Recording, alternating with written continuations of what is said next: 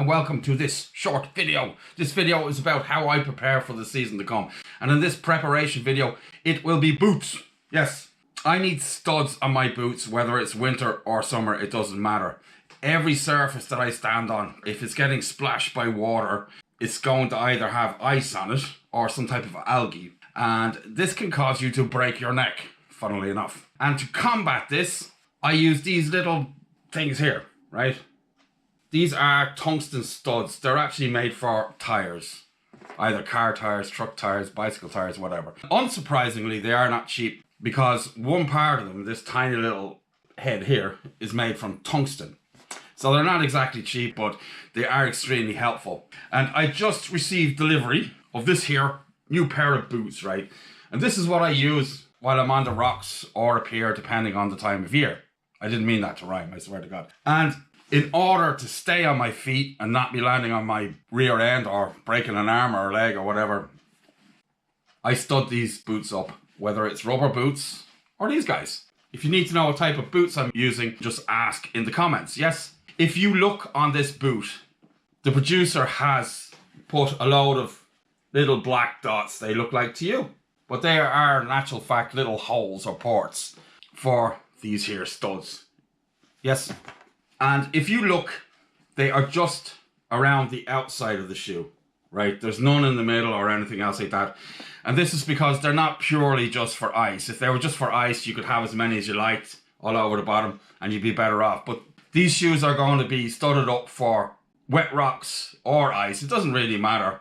But if you're walking on rocks all the time and you have studs in the middle, most of your pressure will be here and the studs will soon disappear or push into the shoe or be pulled out. So they are around the outside. It is also safer for walking. If you were going to spend all your time on ice, I would suggest that you put as many studs in this as you can, right? Just so long as you're not walking on something hard like concrete or rocks. If you're going to be walking on something like concrete or rocks, just put the studs around the outside, yes. And I'm just going to stud up one pair of boots here today. And if you need a more in-depth video about it, I have already done that video. I will link it in the description. When I buy studs or whatever, when I find a good supplier, because I know that eventually they're not going to be selling them anymore, I buy as many as I can. So I bought these a few years back. The vendor no longer is selling them. So unfortunately, it's not possible to get a link for these exact studs. Go on to AliExpress. I'm not working with anybody there. You'll just find these. Just put in shoe studs, tire studs, whatever, and you'll see an equivalent of these come up. When you purchase these studs, they come with a little tool. If it doesn't say they do, you should look for a deal that has the tool, okay? You can't put them in without it. Not really, anyway. I'm sure some creative guy out there can fashion some type of tool just like this, but for the majority of people, this is what you're looking for to get as a deal for the first time with your studs. So usually they'll offer like 20 studs on one of these or something like that. And that's something you should consider for sure. And then you take your tool and you put it in a drill or a screwdriver. But a drill is best, because it means you don't have to take pressure off when you're turning it. The stud goes in the end. You line it up with the hole. And you push. And you don't do it too fast. Okay. I went a little bit fast, but it didn't go in too far. So that's actually how easy it is to do. It takes a little bit more pressure if the boots you're using don't have these little holes, but not much more. The holes are not a deal breaker in any way. It's just the manufacturer of these boots wasn't kind enough to put them in there for us. It's because it's a Scandinavian producer and a lot of people like to put studs in their shoes. I don't know what studs they use. This is the studs I use, right? How long will I get out of these studs? Typically, if they stay in your boots, right, the ones that stay in your boots and they don't get worked into the sole, I will get 2 seasons out of them. Not much more than that. They're still good for ice after that point because they're just adding grip into a soft surface. For rocks and hard surfaces, you will need to change them every couple of seasons, let's just say. And you might think to yourself, I won't really need to do that. This will almost double the amount of situations that you can normally fish in. There are so many times where I've come down to the rocks, either bait casting or spinning, And I put my foot onto the rocks. They don't look particularly slippy, but it was a damp day and there's just no way you're getting out there without breaking your neck or going in the water. These studs, they just changed that.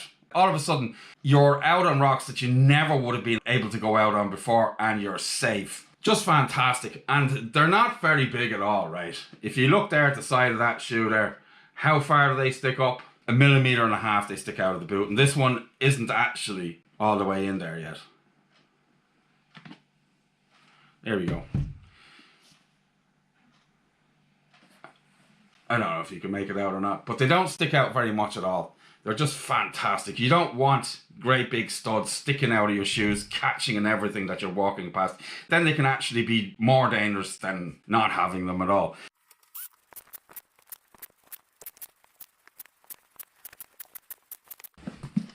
There we go. So they do stick up past the shoe a little bit, but I'm going to go around with a screwdriver just so I don't over tighten them and push them too far into the boots and damage the sole.